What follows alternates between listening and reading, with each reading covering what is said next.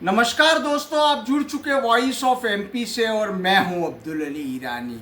Voice of MP के special segment छुपे रुस्तम में आपका स्वागत है। मेरे साथ मौजूद हैं अपर कलेक्टर और प्रशासन की तेज तर्रार अधिकारी एडीएम लक्ष्मी जी गामड़ मैडम। आइए हम मुलाकात करते हैं। लक्ष्मी गामड़ मैडम जो है यहाँ पर अपर कलेक्टर के रूप में नीमच की एक तेज तर्रार प्रशासनिक अधिकारी है। वहीं आप सोशल मीडिया और संगीत में भी काफ़ी सक्रिय रहती है। बात करते हैं। मैडम स्वागत है वॉइस ऑफ एमपी में। सबसे पहले आपका मैडम, आप एडीएम जैसी जिम्मेदार पद पे हैं और ऐसे में आप सोशल मीडिया पर भी काफ़ी एक्टिव रहते हैं। किस तरह समय का संतुलन बिठा पाते हैं मैडम? देखिए कि आज की समय की दरकार ये है कि हम लोग हर प्लेटफॉर्म पे सक्रिय रहे और चूँकि सोशल मीडिया पे हमको विभिन्न प्रकार की जानकारियाँ भी मिल जाती है और सारी चीज़ों से हम लोग अपडेट रहते हैं, तो मैं अपने काम के साथ साथ सोशल मीडिया को भी संतुलन के साथ चलाती हूँ। मैडम, एक खास बात और देखने में आई है कि सोशल मीडिया के साथ साथ कई जगह पर देखा गया, कुछ प्रोग्राम्स में भी देखा गया, कई कार्यक्रम में भी देखा गया, आप म्यूज़िक में भी काफ़ी, संगीत में बहुत रुचि है। जी हाँ, संगीत में मुझे अच्छी खासी महारत हासिल है। या यूँ कहिए कि संगीत तो मेरी आत्मा है और मैं बचपन से ही इस शौक़ को पूरा करती आई हूँ और आज भी मैं अपने शौक़ को जिंदा रखे हुए हूँ। आज जन्माष्टमी का अवसर है। जी हाँ। ये ज़रूर चाहेंगे कि हमारे दर्शक जन्माष्टमी के अवसर पर आपसे इस गीत के दो बोल। सबसे पहले तो मैं सारे अपने दर्शकों को जन्माष्टमी की ढेरों बधाइयाँ, शुभकामना देना चाहूँगी। और नंदलाला का ही एक गाना है जहाँ पे वो अपनी माता से शिकायत करते हैं कि वो काले क्यों हैं, तो मैं आपको वही गुनगुना के सुना देना चाहती हूँ। यशोमती मैया से बोले नंदलाला, राधा क्यों गोरी मैं क्यों काला, राधा क्यों गोरी मैं क्यों काला।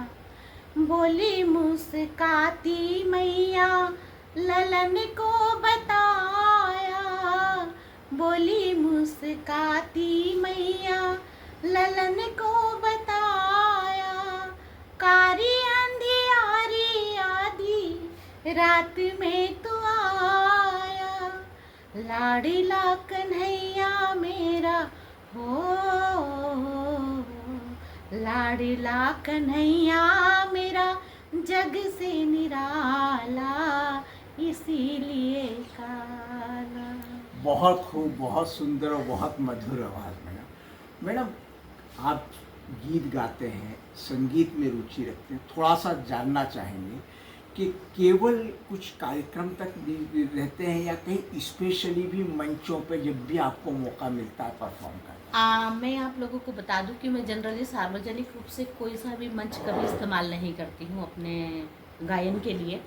हम लोगों की एक स्पंदन चैरिटी टीम है रतलाम की, मैं सिर्फ उन्हीं की मेन लीड सिंगर हूं और ये चैरिटी शो हमारा मूक बधिर और डम बच्चों के लिए, दिव्यांग बच्चों के लिए हमेशा एक चैरिटी करता है, तो मैं वहीं पे ज़्यादा परफॉर्म करना पसंद करती हूँ। मैडम, आप इन दोनों के अलावा एनिमल के बारे में भी कोई रुचि रखते हैं? जी हाँ, मुझे डॉग बहुत प्यारे हैं और जो लोग मुझे जानते हैं वो सब मुझे ये बताते हैं कि मैं डॉग लवर्स हूँ और अगर कभी मेरा इंट्रो दूसरे रूप में होता है तो वो कहते हैं अच्छा वो कुत्ते वाली मैडम ना। तो मुझे बचपन से ही बहुत ज़्यादा प्यार है डॉगी से, वो चाहे स्ट्रीट डॉग क्यों ना हो, मैं उनसे 5 मिनट में दोस्ती कर लेती हूँ। और मैडम, अभी यहाँ पर बंगले पर हैं डॉग? यहाँ पे चूँकि मैं अकेले रहती हूँ, मेरी फैमिली बाहर रहती है, तो वर्तमान में तो यहाँ नहीं है, बट मेरी फैमिली के पास 2 डॉग अभी। मैडम, बात हम लोगों ने सोशल मीडिया और संगीत से शुरू की थी। थोड़ा सा जानना चाहेंगे सोशल मीडिया पे किस तरह समय निकाल पाती है और संगीत में कब से रुचि है? सोशल मीडिया पे समय निकालना कोई बड़ी बात नहीं है। हम लोगों का मैनेजमेंट इतना बढ़िया होना चाहिए कि वक्त के साथ हम न्याय कर सकें। और साथ साथ हमारे प्रशासनिक काम के साथ भी न्याय कर सके और अपनी फैमिली को भी प्रायोरिटी के साथ में लेके चले। तो ये मेरा प्रबंधन ही है कि मैं सारी चीज़ें मैनेज कर लेती हूँ। प्रबंधन की बात करी मैडम, बड़ी बात है कि आप महिला हैं, एडीएम की पोस्ट पर है मैडम। महिला होने के नाते एडीएम की पोस्ट पर बिलोंग करना या परफॉर्म करना कैसा महसूस होता है? देखिए, जहाँ पे बात पद की आती है तो वहाँ पे महिला और पुरुष दोनों को समान चुनौतियाँ मिलती है। और मैं अपने कर्म में विश्वास रखती हूँ, मैं कभी किसी प्रकार की चुनौतियों से नहीं घबराती हूँ। जब भी कोई काम आता है तो मैं उसे बहुत सहज रूप से लेती हूँ और शानदार तरीके से उसे करना पसंद करती हूँ। महिला सशक्तिकरण की दिशा में कहीं ना कहीं आप जैसे अधिकारी हैं, एक उदाहरण है। महिलाओं के लिए क्या खास बात कहना चाहेंगे? महिलाओं के लिए सबसे बड़ी बात यह है कि संकोच छोड़ना है उन्हें और अपने आप में विश्वास जगाना है कि वो सब कुछ वो काम कर सकती है जो पुरुष कर सकते हैं। और इसके लिए अपना आत्मविश्वास जगाना है, अपने अंदर निर्णय लेने की क्षमता पैदा करना है। और अगर हम गलत भी हो जाते हैं तो घबराना नहीं है। गलती को आप इस तरीके से लो कि हम फेल हुए हैं तो अगली बार सफल भी जरूर होंगे। महिला होने के नाते एक खास सॉफ्ट कॉर्नर महिलाओं के प्रति रहता होगा। कहीं ना कहीं महिलाओं को आगे बढ़ाने के लिए आप क्या काम करना चाहती होंगी? खास महिलाओं के लिए तो हमेशा से सॉफ्ट कॉर्नर मेरे अंदर रहा है और करना चाहती हूँ। तो ठीक है, मैं महिलाओं के लिए बहुत पहले से ही काम करती आ रही हूँ। मैं झाबुआ जिले को बिलोंग करती हूँ और आप जानते हैं कि वहाँ पे साक्षरता दर बहुत कम है। और जब मैं एजुकेशन डिपार्टमेंट में पोस्टिंग हुई थी मेरी, जब मैं मात्र 20 साल की थी और मुझे जब मेरी पहली सैलरी मिली थी तो मैंने अपने पापा से पूछा था कि पापा मैं इस तनख्वाह का क्या करूँ। तो मेरे पापा ने कहा कि तुम्हें जैसा मन में आए वैसे खर्च करो। तो मुझे याद है आज भी कि मुझे 1200 रुपये पहली सैलरी मिली थी, तो मैंने उसमें से 100 रुपये की एक आरडी शुरू करवाई थी पोस्ट ऑफिस में और 1100 रुपये मैंने अपनी स्कूल में आने वाली छोटी छोटी बच्चियों के लिए पेंसिल, पेन, रबर, कॉपी ये लेने में खर्च कर दिए थे। तो मेरा 2000 मतलब ये समझ ले कि लगभग 1995 से सफ़र चालू हुआ तो 2020 तक मैं लगभग 78 लड़कियों को 12वीं पास करवा चुकी हूँ। और इस नई कड़ी में वो 12वीं पास होने वाली लड़कियां भी अब जुड़ चुकी है, तो हम लगभग 100 का आंकड़ा पहुँच गए हैं आज। नीमच जिले में आप आई हैं, हाल ही में आई हैं, बहुत लंबा समय नहीं हुआ, लेकिन यहाँ की महिलाओं का परिवेश जो देखा होगा उसको लेकर आपका क्या खास? देखिए, महिलाओं का परिवेश हर जगह एक सा ही होता है, उसमें कोई ऐसा विशेष नहीं होता है कि नीमच जिले की महिलाएं ऐसी है या अदर डिस्ट्रिक्ट की महिलाएं ऐसी है। सामाजिक रूप से महिलाओं को सशक्त होना है, आर्थिक रूप से महिलाओं को सशक्त होना चाहिए और सबसे बड़ा हथियार होता है शिक्षा। अगर महिलाएं आज शिक्षित है तो वो आत्मनिर्भर बन सकती है और अपने लिए खुद के लिए कुछ काम करके और एक मेन धारा में जुड़ सकती है। तो महिलाएं खुद तो शिक्षित हो ही, साथ में अपने घर में होने वाली बेटियों को भी वो शिक्षा का हथियार पकड़ा है जिससे वो जीवन में आगे हर लड़ाई लड़ सके और चुनौतियों का सामना करके सफल हो सके। सोशल मीडिया में अभी आपकी एक चर्चा, चूँकि महिलाओं की बात चल रही है तो मैं करना चाहूँगा। एक पोस्ट पढ़ी गई थी, मैंने भी पढ़ी थी, जिसमें आपने बहुत इस तरह से लिखा था कि लड़कियों को ब्यूटी पार्लर में नहीं बल्कि जूडो, कराटे और तलवारबाजी में। ये आज के समय की दरकार है, मांग है, यूँ कहिए कि महिलाओं को बहुत ही निडर और साहसी होना चाहिए। हम वर्तमान परिवेश में देख रहे हैं कि महिलाओं के साथ कहीं ना कहीं ये इनके प्रकार कुछ न कुछ दुर्घटना होती रहती है। इसलिए मैंने ये महिलाओं के लिए एक कोटेशन लिखा था कि महिलाओं को हम लोग जनरली बच्चों के लिए, लड़कियों के लिए तय कर लेते हैं कि वो सिलाई कढ़ाई सीख ले, ब्यूटी पार्लर में चली जाए और इससे ऊपर हम सोच नहीं पाते हैं। तो लड़कियों को मैं ये कहना चाहती हूँ कि इन चीज़ों को वो सीख रहे हैं, उसके साथ प्राथमिकता के साथ उन लोगों को अपनी आत्मरक्षा के लिए जूडो, कराटे भी आना चाहिए, उन्हें तलवारबाजी भी आना चाहिए और उन्हें आर्म्स चलाना भी आना चाहिए। आत्मरक्षा के लिए? जी हाँ, बिल्कुल आत्मरक्षा के लिए। मैं फिर इस बात पे आता हूँ आपके ड्रेस सेंस को लेकर। जी, काफ़ी अच्छा ड्रेस सेंस है ही है, वो तो उसको कहने की कोई ज़रूरत नहीं है, लेकिन उसमें मैं देख रहा हूँ कि आपको काला कलर बहुत पसंद है। जी हाँ, इसके पीछे एक कहानी है कि मुझे कहते हैं कि ब्लैक कलर इतना ज़्यादा पसंद है, डेडली ऑनेस्ट मैं बताऊं कि अगर ब्लैक कलर में, मेरे सारे परिवार वाले जानते हैं कि मुझे ब्लैकमेल भी करना होता है किसी काम को करवाने के लिए, तो वो मुझे कोई भी ब्लैक कलर का ड्रेस है गिफ्ट कर देते हैं। तो बचपन से ही मुझे ब्लैक कलर पसंद है। और ब्लैक कलर के पीछे की कहानी ये है कि चूँकि मेरे पापा बहुत ही मजबूत इरादे के व्यक्तित्व वाले धनी थे, तो उन्होंने मुझे जब पहली बार ब्लैक कलर की फ्रॉक ला के पहनाई थी, तो मैंने पूछा कि पापा आप मेरे लिए ज़्यादातर ब्लैक कलर ही क्यों लाते हैं। तो उनका ये कहना था कि ये कलर इतना मजबूत होता है कि इस पर कोई और कलर अपना रंग नहीं जमा पाता है, और इसका अपना एक कलर होता है, ये किसी पर भी चढ़ सकता है पर इसके ऊपर कोई कलर नहीं चढ़ सकता। इसलिए मेरे जो मजबूत इरादे दिखते हैं तो वो कलर कॉम्बिनेशन के साथ जाते हैं। सफेद कलर काला हो सकता है, लेकिन काले कलर तो सफेद एग्जैक्टली माय पॉइंट। इसीलिए मेरा ब्लैक मनपसंद कलर है। और अगर आप मुझे ये कहें कि मुझे हर दूसरा ड्रेस क्या पहनना है, तो मैं ब्लैक ही सिलेक्ट करूँगी। मैडम, अगर हम बात करें आपके पर्सनल शौक पे, हम लोग जहाँ बात कर रहे हैं, व्हीकल चलाने का भी काफी हाँ, मैं व्हीकल सारे चला लेती हूँ। मुझे बाइक चलाना आता है, स्कूटी चलाना आता है, मैं 4 व्हीलर चला लेती हूँ, साइकिल चला लेती हूँ, सभी चला लेती हूँ। वो कहते हैं कि समय के अनुसार आपको सारी चीज़ें आनी चाहिए, और मैं सभी चीज़ें ड्राइव कर लेती हूँ। खास शौक क्या है? खास शौक अगर देखा जाए हॉबीज़ के रूप में, तो मुझे कुकिंग बहुत पसंद है और गार्डनिंग बहुत पसंद है। और कुकिंग के मामले में मैं चैलेंज करती हूँ कि अच्छे अच्छे कुक भी फेल हो जाते हैं जब मैं कुकिंग करने के मामले में आती हूँ। तो कभी कुकिंग की प्रतिस्पर्धाओं में भाग लिया है? नहीं, प्रतिस्पर्धा में भाग लेने का कभी अवसर नहीं मिला, और मैंने ऐसा इंटरेस्ट भी नहीं लिया। जी।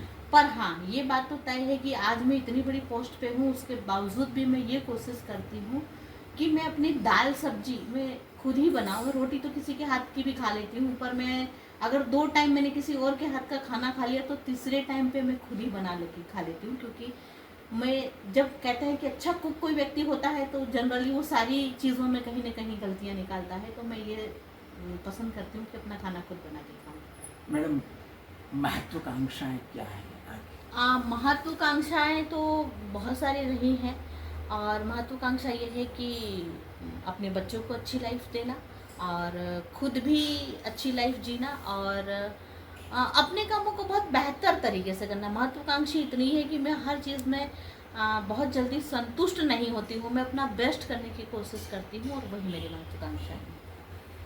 नीमच रह रही हैं जी। नीमच में क्या खास बात आपको भाती है, अच्छी लगती है, पसंद है? वैसे नीमच में मुझे अभी बहुत कम समय हुआ है, तो नीमच में मुझे भाने के लिए अगर देखा जाए, तो यहाँ के रोड्स बहुत अच्छे हैं, सिटी का जो बना हुआ है वो बहुत अच्छा है, और लोग भी अच्छे हैं यहाँ के, कि आपको ज़्यादा दिक्कत नहीं होती है, समझदार है। अगर कोई चीज़ होती भी है, हम उनसे कोई थोड़ी सी बात भी करते हैं, तो बहुत जल्दी आसानी से चीज़ों को एब्जॉर्व कर लेते हैं। तो नीमच शहर रहने लायक है, और सबसे अच्छी बात है कि यहाँ की बसाहट बहुत अच्छी है, और वेदर भी यहाँ का ऑलमोस्ट अच्छा है।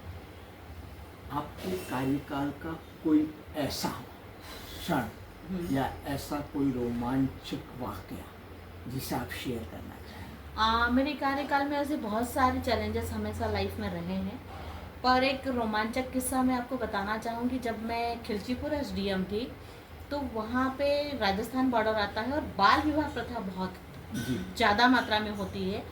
तो एक दिन रात को, मुझे याद है अच्छे से, अनुभूति अभियान चलाया जाता है वहाँ पे छोटी बच्चियों को बाल विवाह से बचाने के लिए, राजगढ़ ब्यावरा ज़िले में।